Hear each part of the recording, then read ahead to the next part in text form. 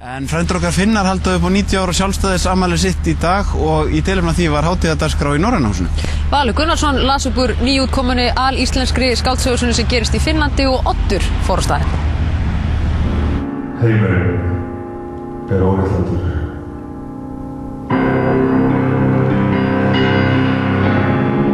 Kappur snerti enn yrka fyrir neðan hjálm ofan við huginn. Sársaukan tók fljótt af. Alltaf svart. Alltaf hljótt.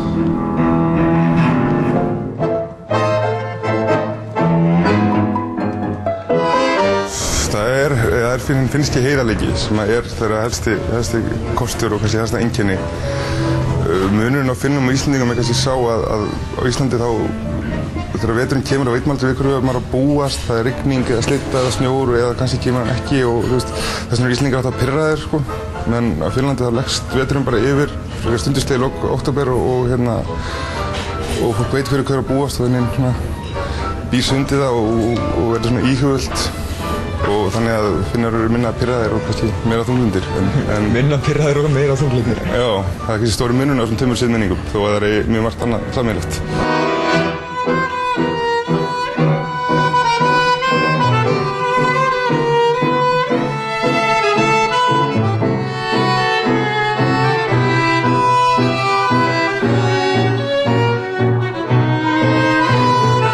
Hvað varstu lengi sjálfur út í Finnlandi? Ég fór fyrst veturinn 1999. Kom meðan janúar og það var 25 stiga frost. Það var kaldasti vetur og síðan 57 og ég fór í bæinn og það var maður að spila harmoníku þannig á Götuhorni og einhver sem faðmaði mig og sagði að mér að konan hans hefði yfirgefið sig og ég vissi þá að ég fundi mitt andlega heimili og síðan hef ég farið þangað hverju ári.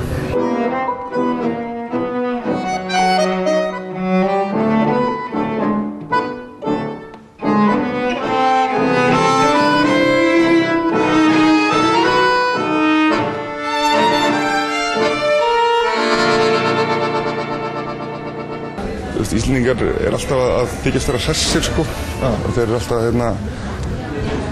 alltaf maður spyrir Íslendingunni hefur á sig alltaf bara allt fínt, bara í stuði sko. Ég hitti mann á Hlemmi sem er blindur og hefur lent í 14 bílslysum. Ég heldur hann ekki verið að keyra en hann var bara hress sko. En Finnar þeir viðurkenna sorgina sem tilfinningu og finna henni stað og það er eitt af því sem ég kann að meta við á.